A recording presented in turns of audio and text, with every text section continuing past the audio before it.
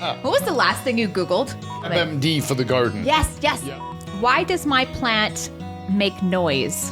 We used to joke around that we had Slugweiser. Oh, plants in your pants. I've never told anybody this, and now I'm going to tell everybody who listens. Who gets the plants in a divorce? Oh my God, they're like garden pimples. Yeah, and get out there. And if it's really bad, Hire out. I've done...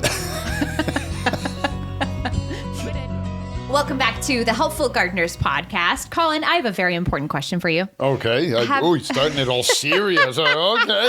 It's about to get very personal. Yeah. What was the last thing you Googled? Oh, my gosh. Probably directions. Oh, interesting. Yeah. The last thing I Googled was an image of an Italian hippie because I was making fun of Maiko. And You're kidding. nope. So I Googled Italian hippie and then sent him that was actually the last thing I Googled this morning.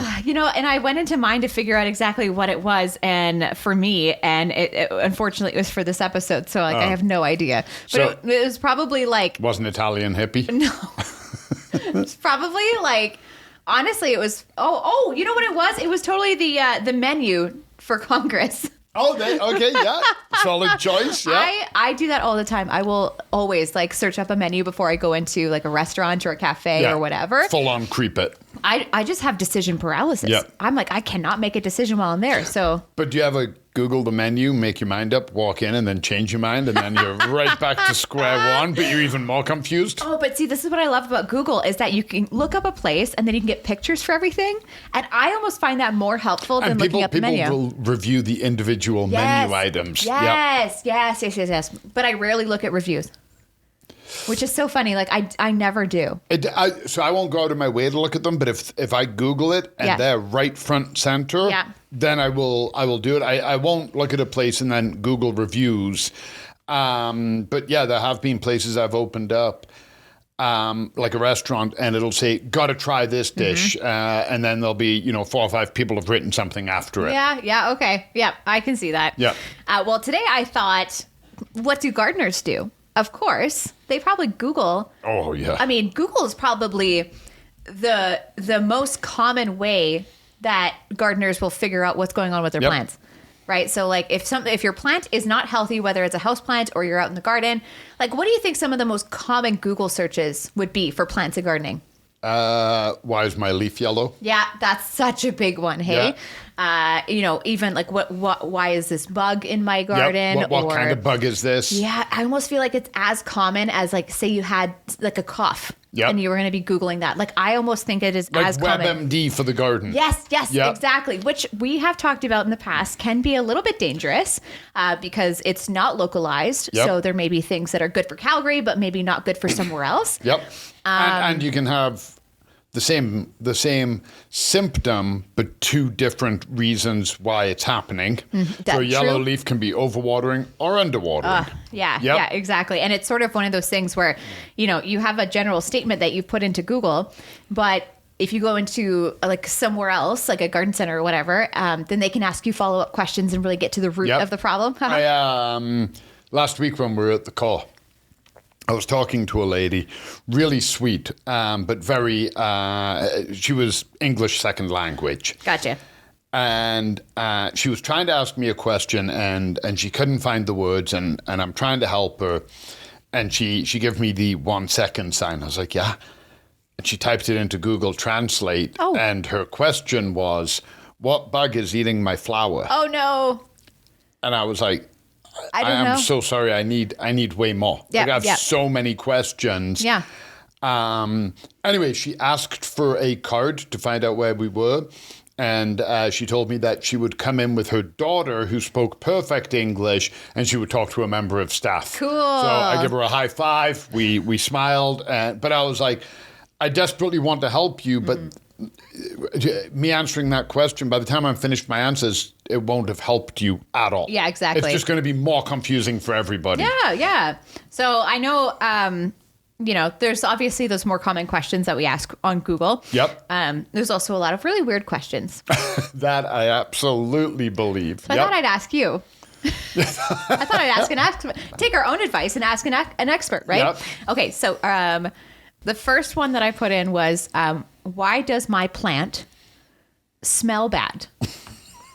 There was also smell like rotten eggs, smell like mold, smell like poop, smell like ammonia, smell like maple syrup, smell like cheese. Does any of this sound familiar? Yeah, most of the time it's not the plant, it's the soil. Oh, what? Yeah, most of the time, because we don't look at that and we think of plants as being fragrant. Oh, okay, yeah. So most of the time the plant is going to smell like the plant.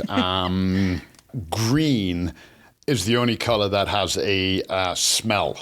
Oh, okay. That's interesting. Like, cut the grass. How does it smell? It smells green. Yeah. Okay, a crushed up fresh plant smells green. Yeah. It has that fresh, maybe a little bitterness, but a sweetness to it. Green has a fragrance. Yeah. And we associate that. Now there are some plants that don't smell the best. The sambucus shrub. Some people like it. I do not. There are some flowers, hyacinth. We've talked about that. Some people find it way too perfumey and overpowering. Some people don't cut them into pom poms, even though they promise. Oh yeah. Yeah, just different things. But. That was a wicked segue. Wow, you just slid that right in there. But most of the time, if there is a foul odor, it's normally caused by stagnant water. Okay, so if you're getting a pungent kind of gross smell, it's probably a good sign that lift your plant out of the cover pot. You've probably got standing water, or you're developing mold on your soil, or maybe there is like mildew or something bad happening and the plant is rotting. Oh, wow. Yeah, because I've done that before where I'm like, oh, there's not a good smell. And I look and I go, oh my God, like the plant is literally rotting. It's falling apart. Just get rid of the whole thing. I guess that would also work for, say, for example, we have this spider plant on our desk here, and that is only in water. So same kind of thing, hey? So rookie mistake. Yeah, years and years and years ago, I was propagating plants. I thought, well, it's a water-soluble fertilizer. My plant's in water. I poured it in. But the plant isn't drinking it all. So now I've added organic material to stagnant water and then put it in a warm location. Wow. Yeah. And then I sprinkled in some bugs for good. But it's like every mistake I could have done wrong, I did. Yeah. That's why when you're propagating a plant like that, just water, and every few weeks, it doesn't hurt to dump that water out and put fresh in. It adds oxygen, freshens the water up, stops it stagnating. But a lot of times, if you have a plant in water, lucky bamboo can be one, and you smell it, you're like, oh my God, because the algae and the fungus is giving off that odor. It's interesting. I even noticed with cut flowers, a lot of people will just like top it up, but I like to just take them out and trim the ends and freshen up the cut, and then just completely switch out the water in general, and they last longer. You showed me that. Yeah, you when you bought me flowers, I think it was last year, and when you give them to me, they were only in about that much water, and I was like, oh, okay, that's weird. Normally I fill mine up, and I'm like, I don't have to fill it again. And exactly that. It goes mushy and gross, and then when you lift them out, there's a bad smell. Yes. Well, on those, I did exactly that. I just kept topping it up every couple of days with fresh water. They lasted way longer and no bad smell. Yeah, exactly. So, okay, that's really cool. Thank you for that. Why does my plant make noise? Why is my plant making noise? What do plants sound like? Okay, so generally plants don't make noise. If a plant is making noise, most of the time there'll be a fan on it, or there'll be something moving that's hitting the plant. Yeah. That is the sound. If there is nothing, there is no airflow, nothing, and your plant is sitting there making a sound, there is something in the plant, like a bug, that is generating that sound. Yes. Plants, like, unless your plant has evolved and it's got like some AirPods going or something, it's like jamming out to Bob Marley. Yes. Yeah, but it has to be a outside source. So it's bugs in your plants. Could be a little bee in your outdoor plants, or it could be them hitting something. Yeah. A breeze you haven't noticed, and it's making the leaves, but the plant itself. I was like, why hasn't that been in a horror movie already? Like a possessed plant or something Little like Shop that. of Horrors. Yeah. Oh, right. There you go. So Didn't it's the already plant? Didn't the plant sing? I've never seen it. I haven't either. Oops. Oh, we're bad. Jeez. Okay, Call us gardeners. We have work cut out for us. Well, when I looked it up, because I was like, what? And I was like, I don't know. Maybe Colin might know. And it's weird. They said that plants do make noises, but they're typically ultrasonic and inaudible to humans. So I don't know. Oh, yeah. No, I that's what I'm saying. Yeah. We can hear it. Yeah. Exactly. So I don't know if that person can hear really good, but it's often triggered by stress, dehydration, being cut. It can be also thought to be caused by cavitation. Have you heard of that word? Cavitation. Cavitation. Air bubbles in the plant's water transport system collapse. Oh. And I guess that would make like a popping sound. Okay. But again, I don't think that's really audible to humans. No, so it's very interesting. You'd be talking like in the capillaries of the plants, like microscopic. Yes. So yeah, if you're hearing your plant make a noise, then either you're Superman or there's something happening in your plant. Exactly. That was cool. I never heard that before. Never heard that before. Okay, here's another one. Why does my plant look droopy, burnt, sad? Why does it look sad? My favorite was, why does my plant look like this? No reference picture.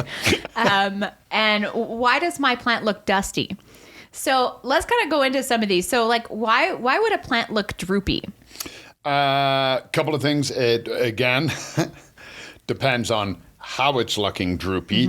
It could be just wilting because of lack of water, or it could be oversaturated with too much water and it's just sagging down because it can't take any more water up. So I would say your plant is looking droopy because of a watering issue. So the general consensus is watering issue, but it might be worth it to go and actually seek attention because it could also be a lack of light. Yeah. It's not getting the energy it needs and it's starting to droop and dropping leaves. So there's a number of factors to ask about there, but some physiological condition is not being met that the plant needs. Yeah. And I'm assuming that the same answer for why does my plant look sad? I'm assuming droopy and sad are kind of the same thing, hey? Yes.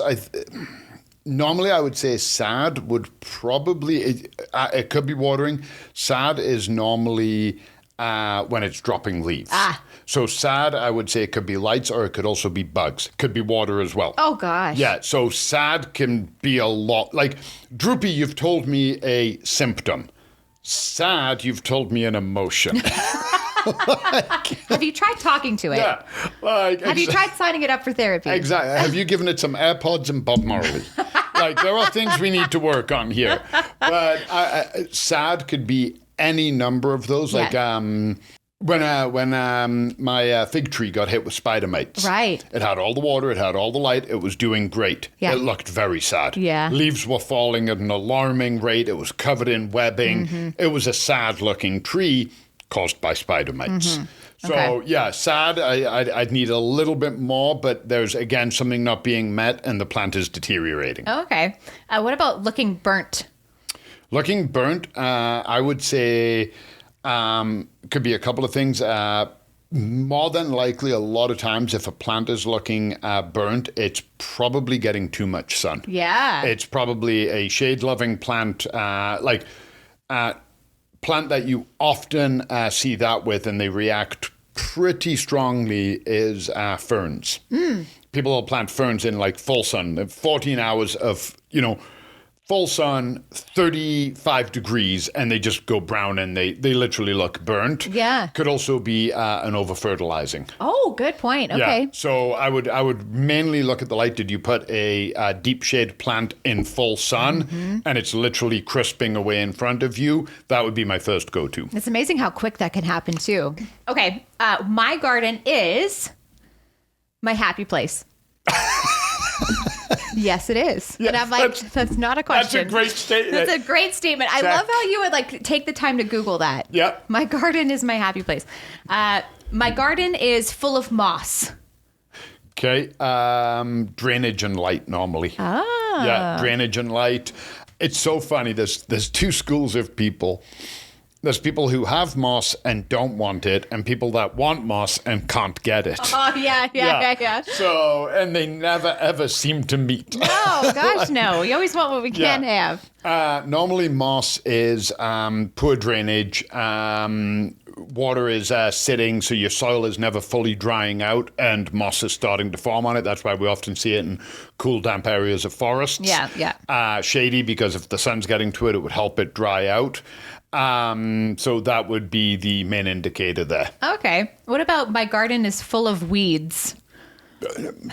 I feel like that's normal. Yeah, get out and weed. There's not much you can do with that, hey? Is start a bit of elbow grease. Yeah. Be prepared for some work and get out there. And if it's really bad, hire out. I've done. Put an ad in the newspaper. Yeah. No, I've done it before where I've even done it at places that I've lived that they've been so badly maintained they're full of weeds.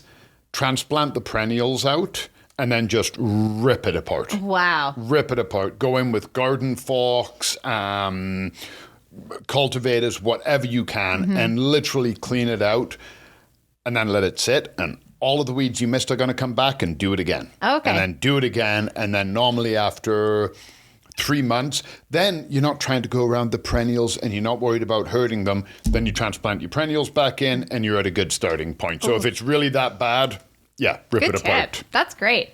I love this one too. My garden is a mess. Dear Diary. Yeah. Right? Okay. Next up, why does my garden hose nozzle leak?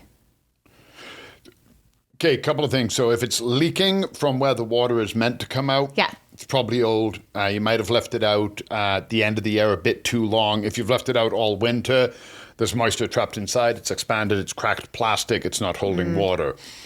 If you attach it to the hose and you turn the water on and the water is coming out where it attaches, normally you just need to pop a rubber washer in. Oh, smart. Okay. So you buy a rubber washer. The amount of people I've turned on to that trick, that I think a pack of like 10 rubber washers, which you probably will lose before you go through them all, is like $5. Yeah. Game changers. You use them on your sprinklers, use them on your hose, and literally just pop them inside. And when you screw it together, as you're screwing it in, it squishes the rubber, it expands and forms a water seal, and it'll stop it from leaking out. If it's leaking out from the trigger or the dial part or the nozzle part, it's probably something inside that's cracked.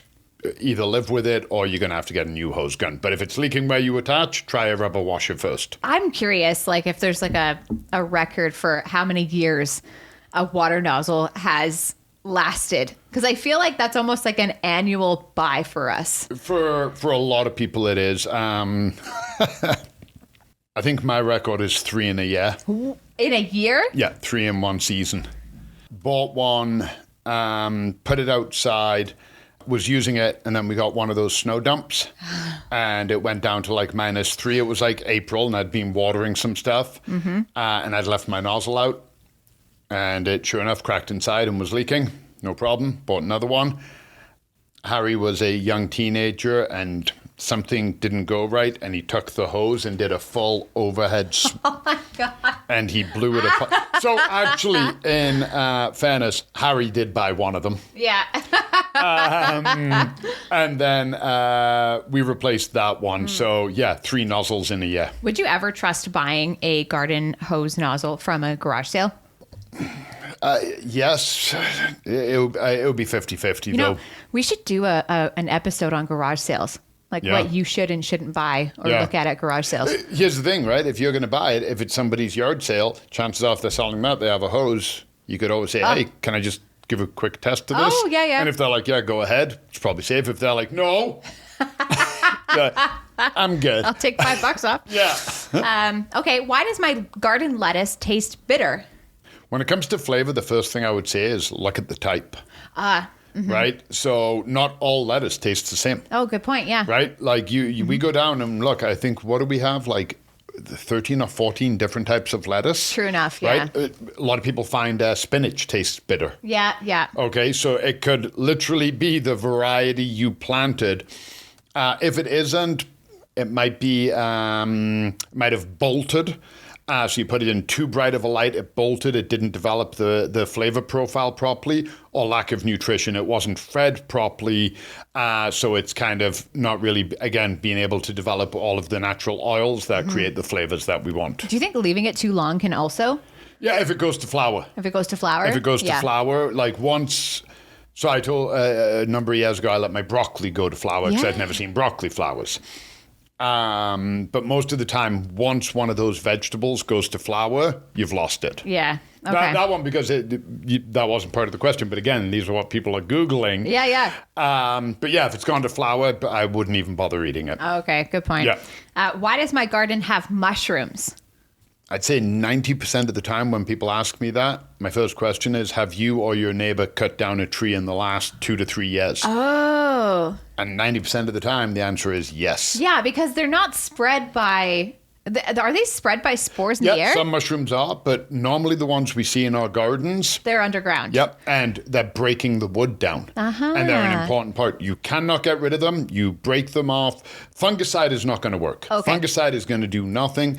You smash them off. Great, you've taken care of those. Yeah. But the stem is this long underground, and it'll just pop another head out. Yeah. And they're actively breaking the wood down. Once that wood is gone, the mushrooms are gone. So just let them do their thing. Oh my God, they're like garden pimples. Yeah, they're not causing any problems. They're not going to... Don't eat them. Push a mower over them if you want. I've seen them really bad. The biggest issue I would say with them... we cut down years ago a tree. It had rotted. It was an old cherry tree in Montreal. They cut it down, and the mushrooms that came up were ridiculous. When they are wet, they're small. You step on them, they crush, and it's like stepping on ice. Whoa. Yeah, they become real, like literally like skidding. Oh my gosh. Yeah, so just be careful of that. Other than that, they're not going to hurt anything. They're actively doing a job. They're part of your ecosystem. Yeah. They're doing what you want them to do. Yeah. Okay, interesting. Why does my garden have so many snails? Like so many snails. Yeah. So clean it up, get more airflow, get more sunshine. Snails and slugs. I totally trapped you with that. That took a second. They like somewhere where they can hide, and then they come out in the evening all night, and they'll chomp away at your hostas, your cabbage, your lettuce. Clean out the dead leaves that they're going to hide under. Get the sunlight. Let it dry out. They don't like that. That's going to be the main reason that you have those is thick garden debris that they have somewhere to hide under. Oh, yeah. Okay. So clean that out. And if you can't get rid of them, we had a garden in Montreal, woodland garden, stunning garden. But there was no way we could get sun. It was north side, big garden, and dense canopy from the city trees. Like we couldn't remove the trees if we wanted. We didn't, but we couldn't. So we set totally safe traps. You take a sour cream or margarine container, something like that, put it at ground level, so dig a little hole, stick it in at ground level, and pour beer into it. And they will go straight for the beer than anything else. And then we used to joke around that we had Slugweiser. Oh, gross. Yeah, it Ew. was disgusting. It was, and the amount, that was for slugs, same thing. Yeah. The amount of slugs that we would have to clean out and fill it up. And granted, we did have to be a little sneaky because it doesn't look good when your landscapers are walking through your bed with a six-pack. Yeah. You're like, what? 2 o'clock on a Tuesday afternoon. It's like, oh, no problem. We're doing some landscaping and day drinking. One for me, one for the slug. This one was interesting. Why does my garden smell like weed? And I'm like, some people like that. First of all, this sounds like somebody who wasn't aiming for that. So, like... Okay, so the first two things I would look at, are your neighbors growing it? Skunk.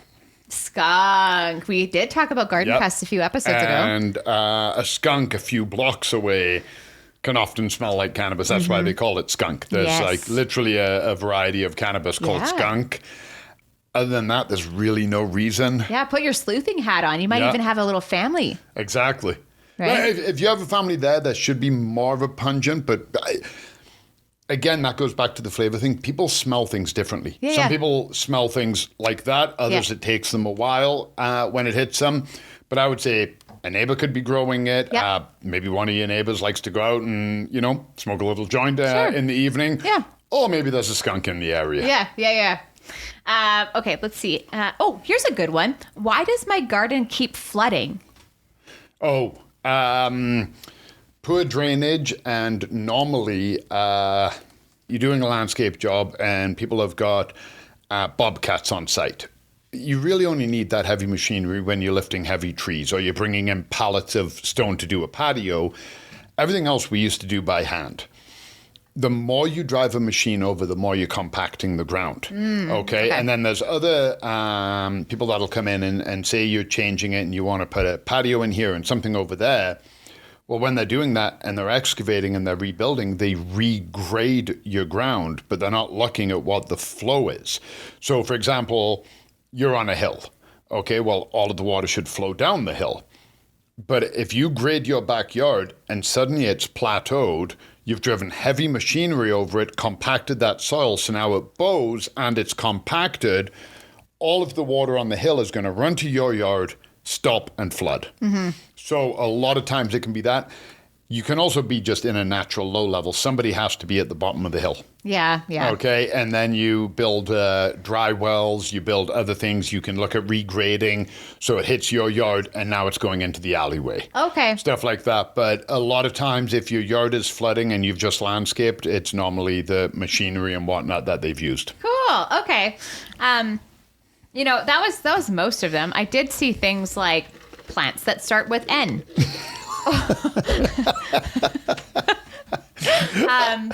The plants that live in water, which But is you know cool. what?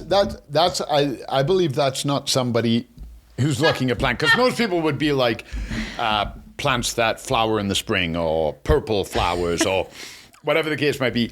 I bet you that is somebody where you and I are talking and I'm like, oh, you like eating flowers, you need nasturtiums. And you go home and you're telling Brad and you're like, Colin said to get nerdums,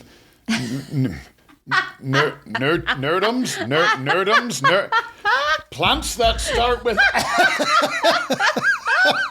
It's so true though when you put it like that. Can you think of any others though? Oh my God.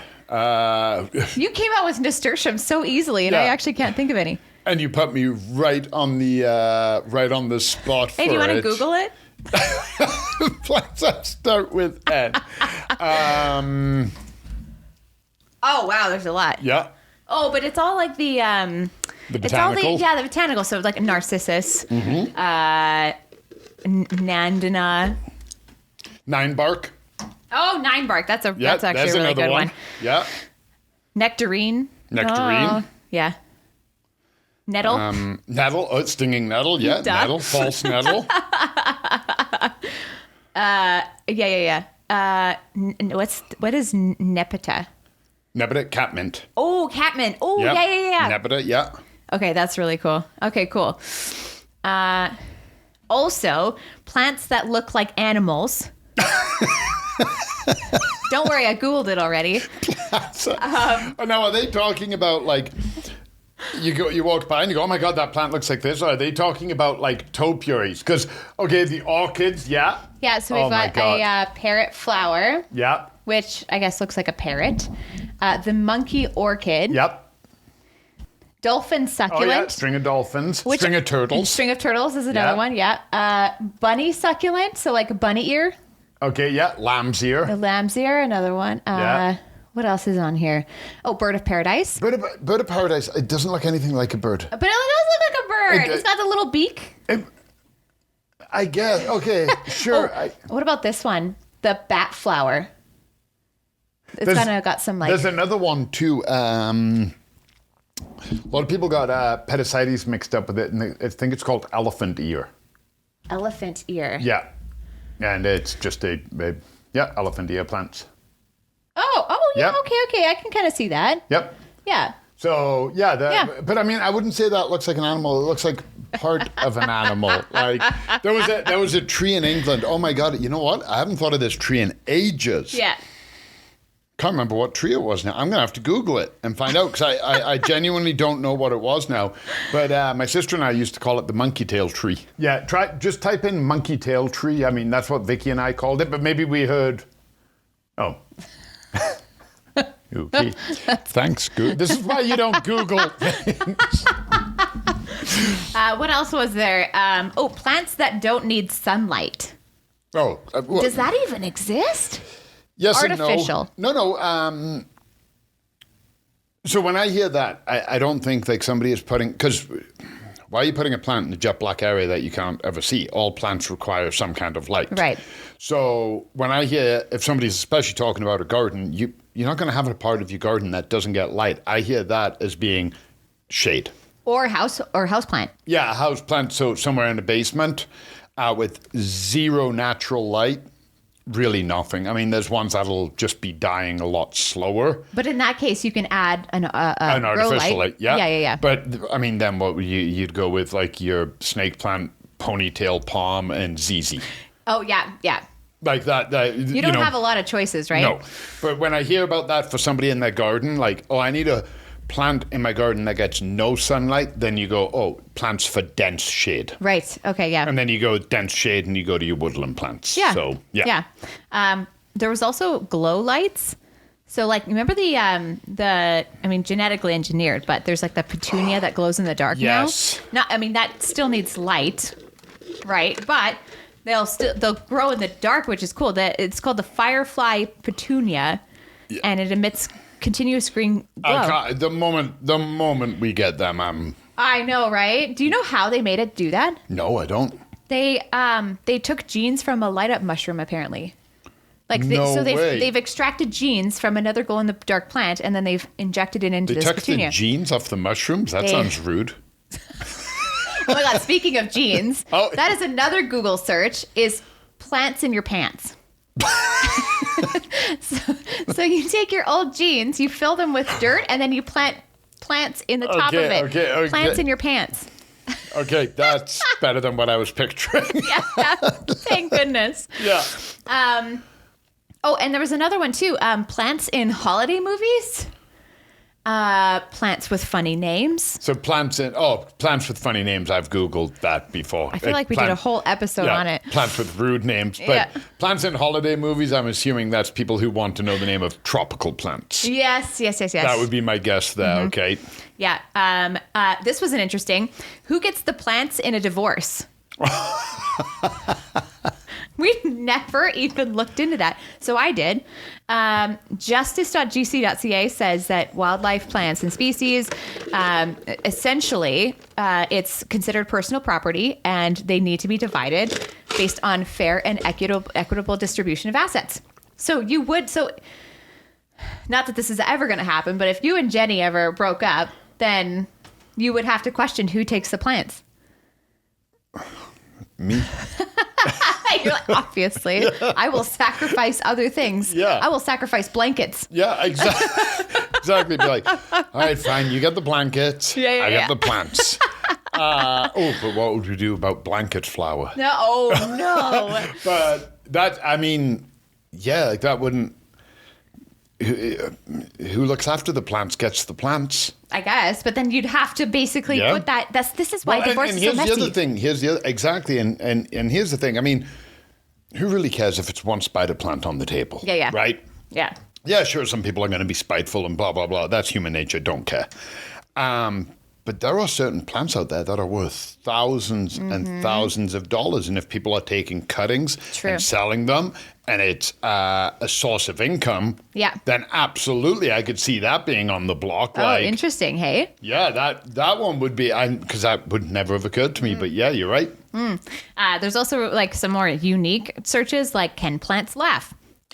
Do plants dream? And what happens if I give a plant a hug?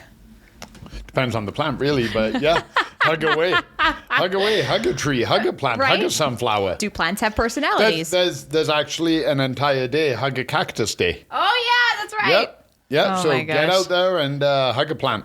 I love that. Anyway, so that does wrap us up for this And I mean, week. if you're walking around your garden hugging your plants, you probably know why your garden smells like weed.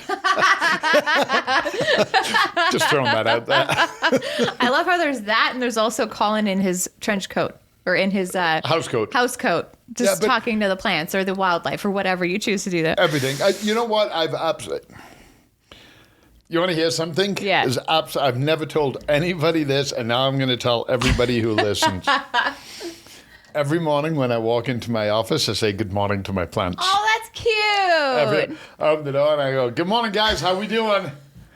And then I look around, I make sure everything is where I need it to be. There's no problems. Nothing's developed overnight. Yeah. And then while I'm waiting for my computer to boot up and do its stuff, and I'm taking off my jacket and my bag, Yeah. I get out my spray bottle and I give them a misting and I say good morning. And That's then cute. I start my day. I love that. Yeah, because there's nobody is here. So there's nobody to hear me. And every morning, that's how I start my day. I love that.